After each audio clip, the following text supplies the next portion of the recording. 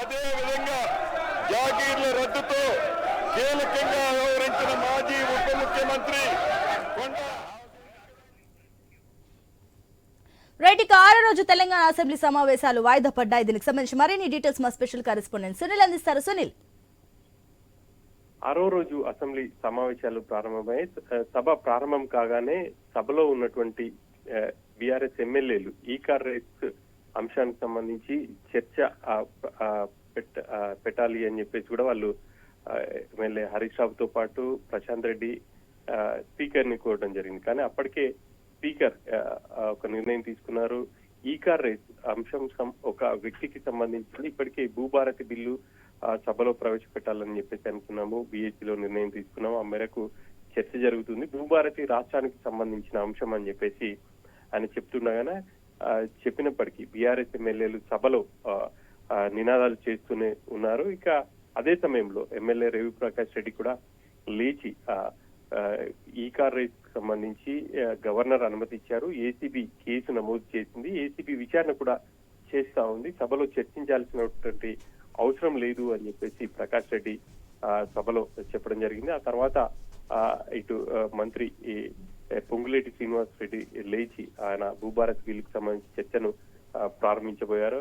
ఆ సమయంలో హరీష్ రావు మళ్ళీ ఒక కామెంట్ చేశారు. సభలో మంత్రులు ఎవరు కూడా లేరు.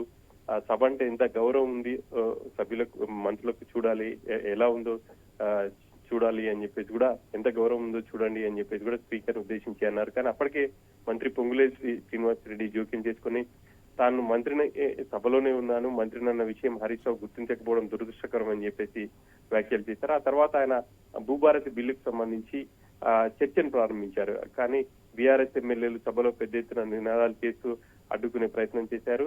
ఇక ఈ క్రమంలో స్పీకర్ సభను 15 నిమిషాల పాటు వాయిదా వేశారు. హరీష్ రావు సభలో హరీష్ రావుతో పాటు మిగతా ఎమ్మెల్యేలు కూడా ఖచ్చితంగా ఈ కార్ రేస్ కు సంబంధించి రాష్ట్ర ప్రతిష్ట పెంచడానికే తెలంగాణకు తీసుకువచ్చారు. కేసీఆర్ ను కేటీఆర్ ను అప్రతిష్ట పాలు చేసేందుకే ఇటు కాంగ్రెస్ ప్రభుత్వం ప్రయత్నాలు చేస్తా ఉంది. మీకు దమ్ముంటే అసెంబ్లీలో చర్చకు పెట్టండి అని చెప్పేసి కూడా ఆయన సవాల్ విసినటువంటి సిచ్యువేషన్ అయితే సభలో కనిపిస్తా ఉంది. ప్రస్తుతం సభనైతే కొంత గందరగోళ పరిస్థితులు క్రమంలో సభను స్పీకర్ వాయిదా వేశారు. బీఆర్ఎస్ ఎమ్మెల్యేలు మాత్రం ఖచ్చితంగా ఈ కార్ రేస్ కు సంబంధించిన అంశాన్ని అసెంబ్లీలో చర్చించాలని చెప్పేసి వాళ్ళు పట్టుబడుతున్నారు. స్పీకర్ మాత్రం సభలో ఇటు శాసనసభ వ్యవహారాల మంత్రి లేరు, ఆయనకు సమాచారం ఇచ్చారు, ఆయన వస్తారు, ఆయన వచ్చిన తర్వాత డిస్కస్ చేద్దామని చెప్పేసి ఆయన పదే పదే చెప్తున్నారు. అయినప్పటికీ బీఆర్ఎస్ ఎమ్మెల్యేలు అవేవి పట్టించుకోలేదు, వాళ్ళు నినాదాలు చేస్తూనే ఉన్నారు. ఈ క్రమంలోనే సభను 15 నిమిషాల పాటు స్పీకర్ వాయిదా వేశారు. Right Sunil, thank you.